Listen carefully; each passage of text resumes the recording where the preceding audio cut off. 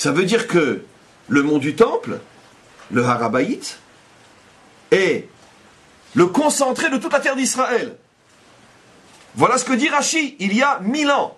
Mais à partir du moment où ils sentent qu'on revendique un droit de propriété, à ce moment-là, ils se réveillent. Je pense même qu'on devrait les obliger à nous payer un loyer pour l'utilisation de l'endroit.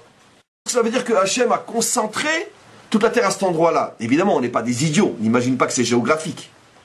Ça veut dire que Hachem a révélé un secret absolument incroyable à Yaakov, la possibilité, la capacité que nous avons de conquérir et de pouvoir nous installer sur toute notre terre dépend de notre capacité, notre possibilité à conquérir cet endroit-là.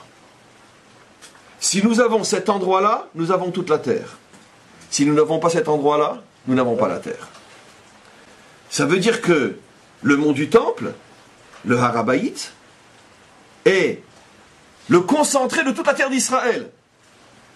Voilà ce que dit Rashi, il y a 1000 ans. Ils s'en foutent royalement des territoires. C'est pas ça leur problème.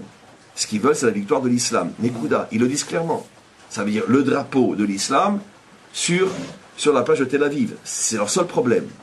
Mais nous, pendant 60 ans, on ne voulait pas les entendre, parce que nous, on ne pouvait pas admettre qu'un problème terrestre est lié à un problème spirituel, parce que nous, on est des Occidentaux. Nous, on est victimes de la séparation entre l'Église et l'État. Et donc, on ne voulait pas. Et voilà que tout d'un coup, le problème du mont du Temple nous explose à la figure.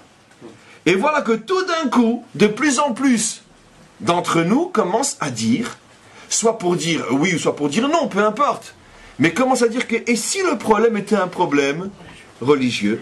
Et comme par hasard, la première fois depuis 64 ans, en vérité depuis 150 ans, que des dirigeants, des politiques ou des simples citoyens israéliens commencent à dire que peut-être le problème est religieux, c'est comme par hasard depuis le problème sur le mont du Temple.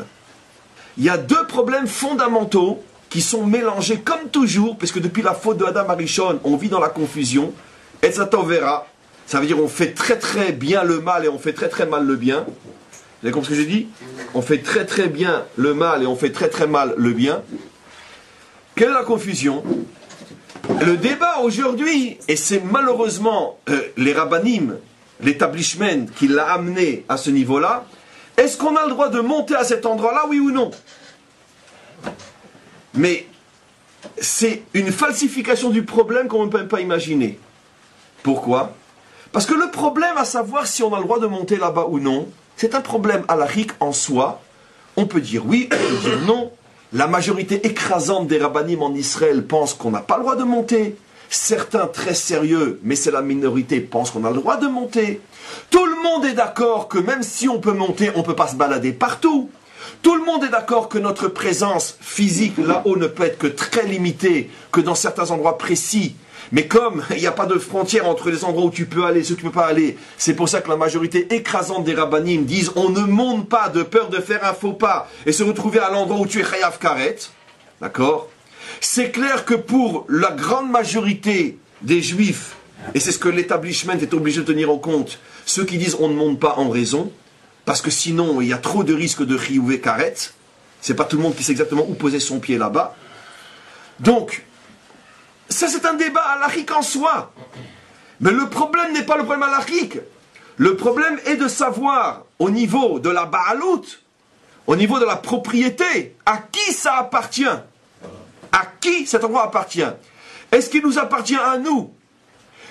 Et parce que notre Torah à nous ne nous autorise pas à monter là-bas, alors on vous laisse l'utiliser, mais c'est à nous, ou bien cet endroit est à vous, parce que comme nous on ne peut pas y monter, donc, et que de fait c'est vous qui y êtes, cet endroit est à vous.